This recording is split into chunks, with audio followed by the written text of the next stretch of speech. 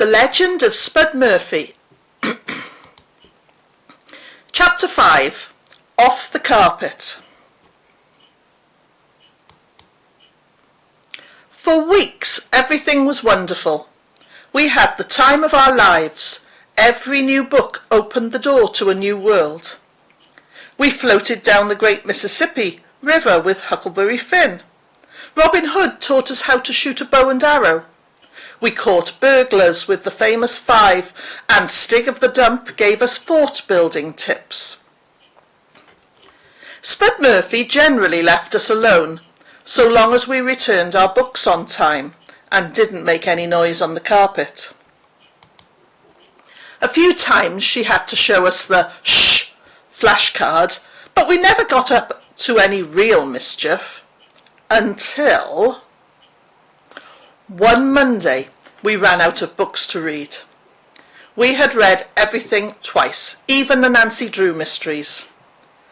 We sat on the carpet dreading the boredom that would soon set in. It wasn't fair. Marty was so bored he was licking his forearm again, even though the Barbie stamp was long gone. He stopped licking to complain. "What are we going to do?" he moaned. "I can't sit here for 6 hours a week with no books." "Me neither. It's such a tragedy. The adventure section is right over there."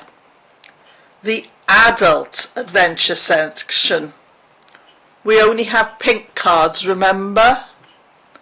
"I know, but if one of us just had the guts to go over there, one book is all we need to get us through the afternoon."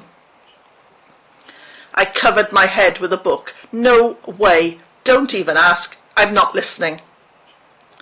Marty crawled over to me. "Oh, come on. I can't go. Spud has her eye on me." "But what about the Spud gun?" Marty pinched my cheek. "You're the cute one. If Spud catches you, she'll probably give you a lolly." "No, Marty," I whispered in case Spud heard. "I'll let you breathe my air in the bedroom." "No." "I'll let you hang around with me and the boys." "I don't want to hang around with you." "I'll tell you where Action Man is buried." I gasped. "Action Man is buried?" Marty knew he had me. "Yes, somewhere in the garden. The big garden. I'd say the worms are starting to nibble on him around now." What choice did I have? Action Man needed me, and I did really want something to read. "Okay, Marty," I hissed. "I'll go, but only today. If you want a book on Wednesday, you'll have to go yourself." Marty patted me on the shoulder. "That's fair enough," he said. "Now, off you go. I want something really exciting." I put one foot off the carpet onto the wooden floor. It creaked like a bat squealing. In seconds, Spud skated around the corner, her slippers gliding over the polished planks. "Shh," said her card. "Sorry," I whispered.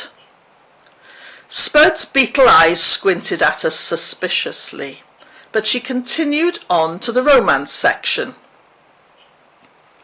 "I knew you couldn't do it, chicken boy," said Marty. "Not even when Action Man is counting on you." I stuck my tongue out at Marty. I wasn't beaten yet, not with Action Man buried in the garden. I would show Marty that I was no chicken boy. I stripped off my shoes and socks and tried again. With utmost care, I lowered my big toe onto the boards like a mouse testing a trap. No creak, just beautiful silence.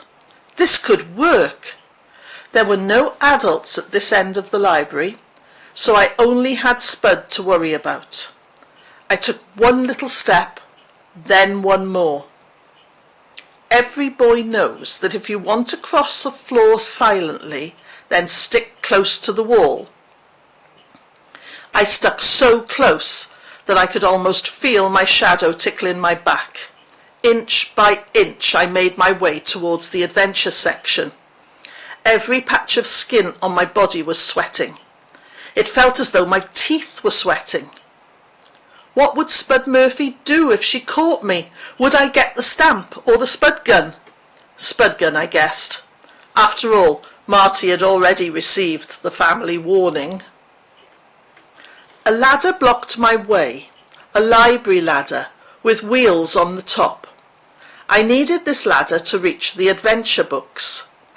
Gently I wheeled it along the shelves towards the adventure section. It didn't squeak once. Spud kept her ladders well oiled. I could see the books now, just out of reach. I climbed the ladder slowly, waiting for the creak that would bring Spud running. 1 step, then 2, then 3, high enough to reach for a book. I made myself as tall as I could, stretching from the tip of my big toe to the point of my index finger. I took a book from the shelf and stuffed it down the back of my trousers. Success! All that remained was the return journey to the carpet. The trip back was just as scary. I was sweating so much that I began to feel thirsty. The distance between me and the carpet seemed 10 times longer than it had on the way over, and every tiny sound I made echoed around the high walls. But I couldn't stop now. If I did, Spud would surely catch me on her next round. Then I would be spudded for sure. So I took step after sweaty step until the ladder was back in its place and I was safe on the carpet.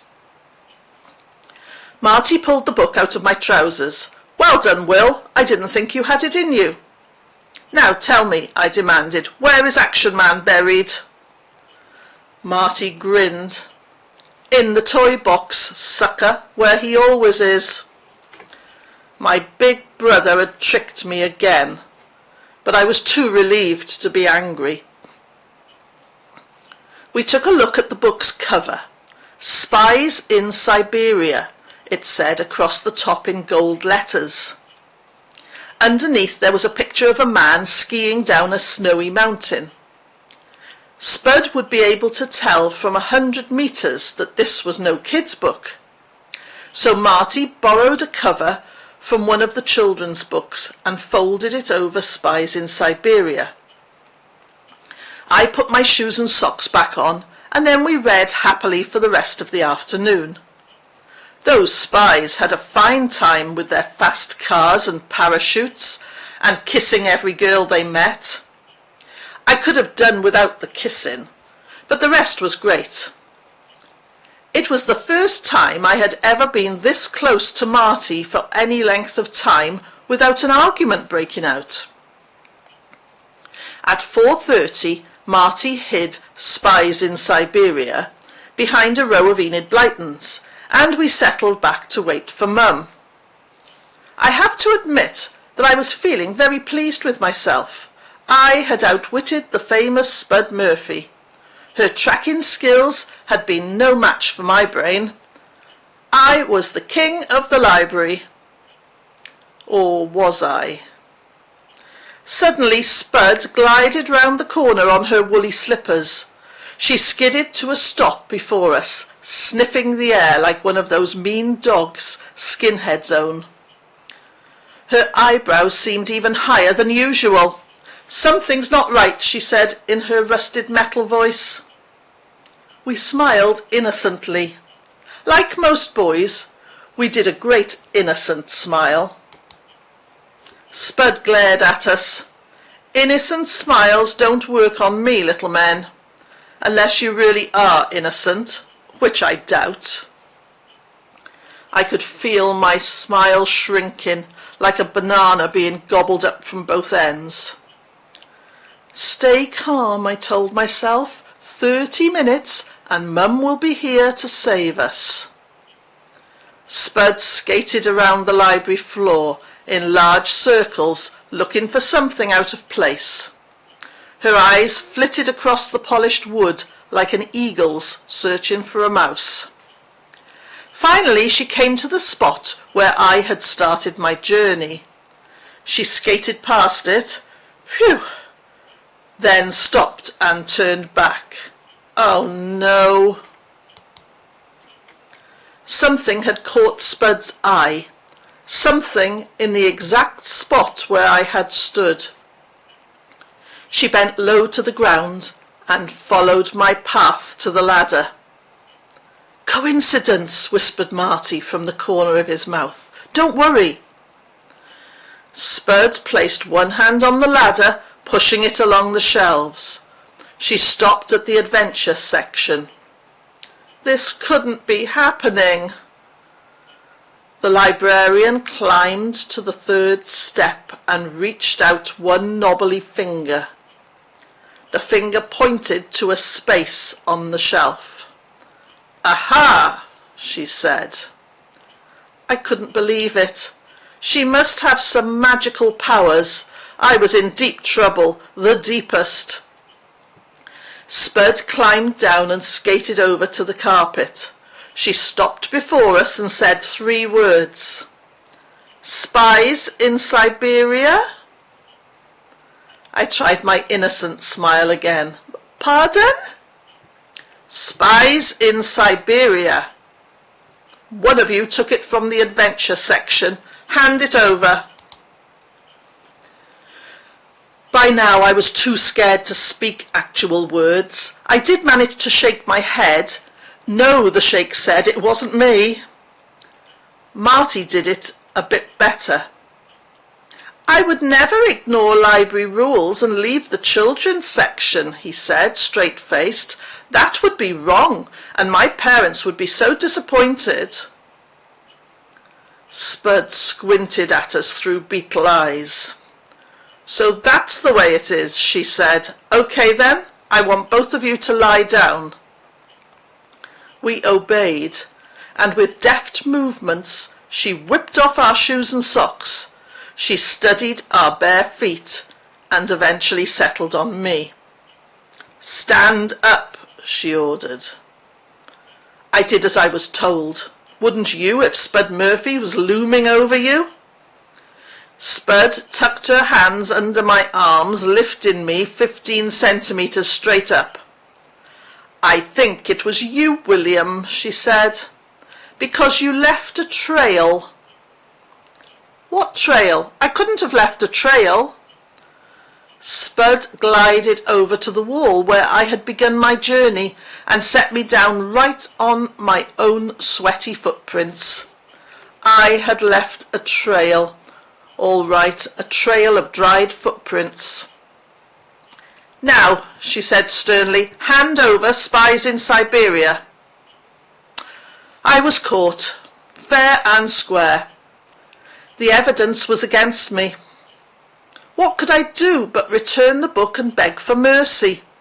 I trudged back to the children's section and took my borrowed book from the shelves.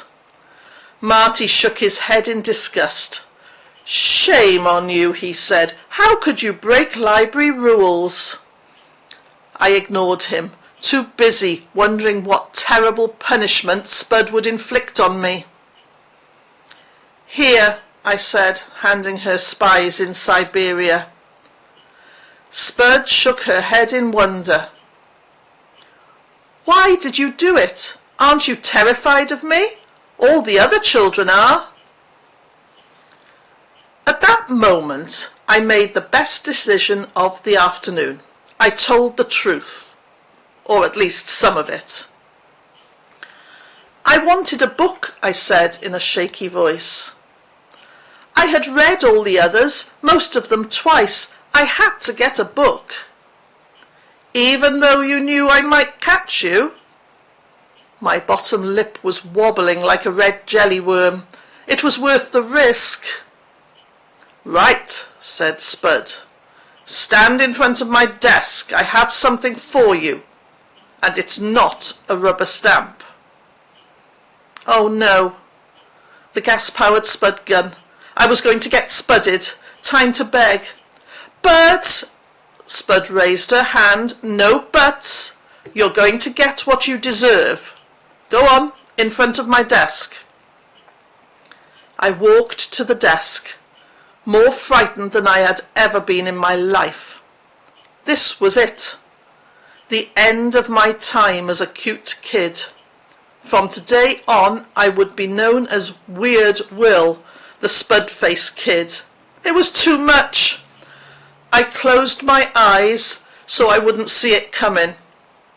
My ears kept right on working, supplying noises for my imagination to add pictures to. Behind me, Marty was still making sounds of disgust, as though I had let him down. In front of me, I heard Spud rooting around in her desk drawer. She was probably loading the Spud gun, picking a really hard potato. Open your eyes, she ordered. No, I moaned, I can't. Come on, William Woodman. Look at what I've got for you. I took a deep breath and opened my eyes. Instead of the barrel of a Spud gun, there was a blue card in front of my eyes. Behind the card was Spud's face. She was smiling, and her teeth didn't remind me of icicles anymore. They looked friendly. A blue library card, she said. Blue means adult. Blue means you can go anywhere you want in the library. All I ask is that you show me any adult books you pick so I can check if they're suitable for you. I was amazed. Could Spud be rewarding me for breaking the rules? Why? I stammered. Spud smiled again. It quite suited her face. Because you left the carpet for a book.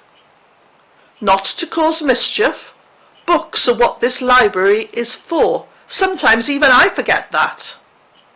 Wow, I had done something good by accident. Wait till Mum heard about this. Spud winked at me. Maybe it's time I expanded the children's section and got rid of that carpet. I thought about it. Maybe you could leave the carpet where it is, but just as somewhere to sit. Spud put out her hand. It's a deal. I shook her bony hand, winking and handshaking. Maybe aliens had abducted the librarian and left this Spud-shaped robot in her place.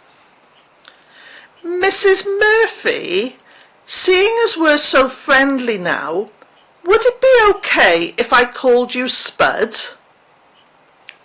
The librarian put her free hand under the desk. She twisted something, and whatever she had under there began to hiss gently. Just try it once, Woodman, and see what happens. I backed away slowly. Maybe I'll just wait for Mum on the carpet. Good idea. Now, I know what you're thinking. Surely, after Marty's terrible behaviour, I would still stay well out of his reach. Well, you're nearly right. I did stay out of his reach, about 15 centimetres out of his reach. I stood a metre off the carpet and waved the blue adult card at him. Get me a book, he begged. After that Action Man trick you pulled, forget it. Come on, you can breathe the bedroom air. Well, okay, I said, and brought him Roses in Autumn from the romance section. Not this one, he cried, reading the back cover. I don't want a book about someone called Penelope. I was already halfway up the adventure section. I cupped one hand around my ear as though I couldn't hear him, and he didn't dare shout. When I glanced Marty's way a few minutes later, he was 20 pages into the romantic novel. At 5:10, a horn beeped 3 times outside. 1 long beep, 2 short beeps. Our signal. Mum was waiting. We quickly chose a book to take home. Marty was borrowing Roses in Autumn. There's a lot of sword fighting, he said as Spud stamped the book. Spud stamped my book too, slipping my blue library card into a little envelope. You know, Will, now that we're so friendly, maybe you could call me Angela. I tucked my book under one arm. See you Wednesday, Angela, I said. Spud smiled. See you Wednesday, Will. And she did.